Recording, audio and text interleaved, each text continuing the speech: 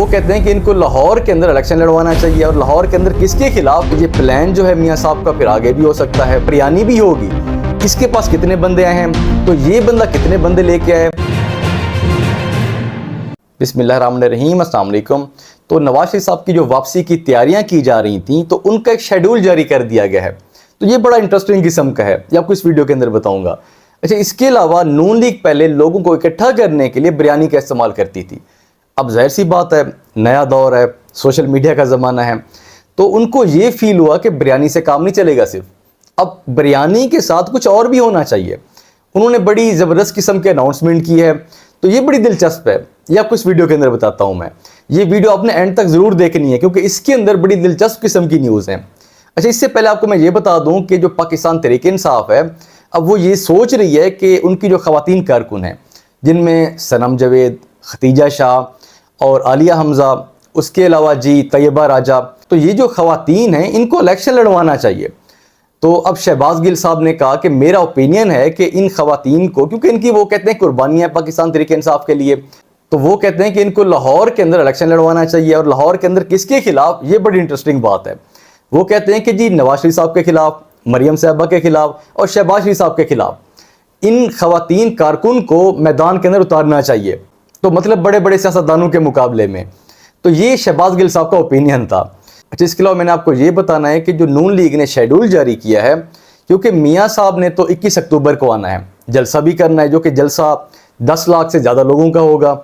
तो वो जलसा जो करना है, उससे पहले 8 अक्टूबर से जलसे स्टार्ट होंगे लाहौर के अंदर। वो जो जलसे होंगे, तो उनके अंदर जो स्पीचेस करेंगे सियासतदान, उनमें मरियम साहबा होंगी, हमजा शहबाज साहब होंगे। तो ये क्यों किया जा रहा है, ये बहुत बड़ा सवाल है ना। तो वैसे तो मियाँ साहब 21 को आ रहे थे, एक ही बड़ा पावर शो कर लेते, लेकिन नहीं, क्योंकि पहले चेक तो करना पड़ता है ना कि लाहौर के अंदर अभी पॉपुलैरिटी बची है कि नहीं बची। मियाँ साहब के जलसे के अंदर इतने लोग आएंगे या नहीं आएंगे, तो ये चीज़ें चेक करने के लिए पहले जलसे किए जा रहे हैं लाहौर के अंदर। तो ये 8 अक्टूबर से जलसे स्टार्ट होंगे।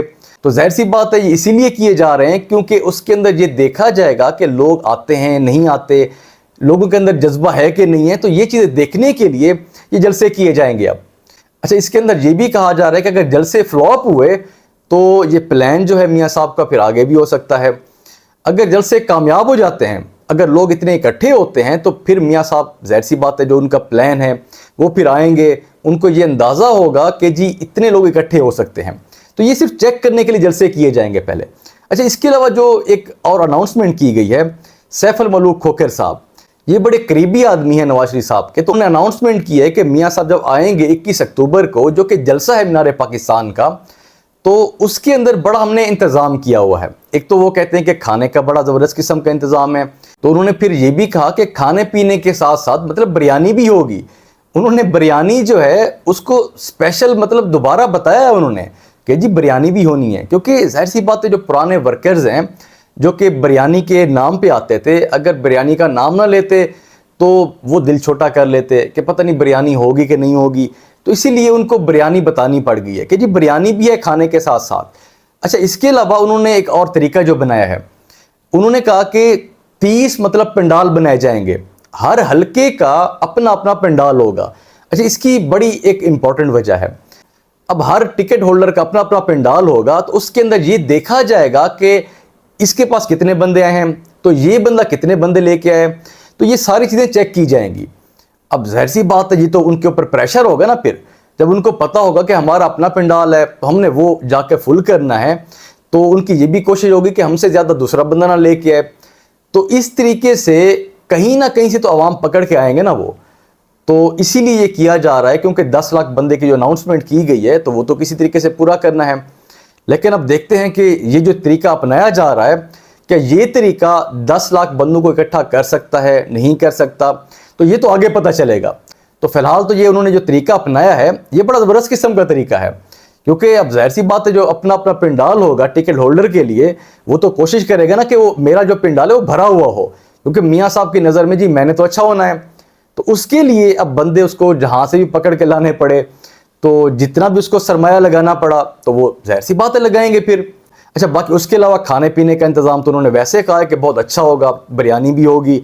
तो अब देखते हैं कि जो जलसा है وہ کتنا بڑا ہوتا ہے, 10 لاکھ سے اوپر لوگ ہوتے ہیں کہ نہیں ہوتے. اچھا اس سے پہلے تو یہ دیکھنا پڑے گا جو 8 اکتوبر سے جلسے سٹارٹ ہو رہے ہیں وہ کامیاب ہوتے ہیں کہ نہیں ہوتے, کیونکہ سارا کچھ تو سامنے آئے گا اس کے بعد. اب دیکھتے ہیں کہ میاں صاحب اپنے پلان پہ قائم رہتے ہیں کہ نہیں رہتے.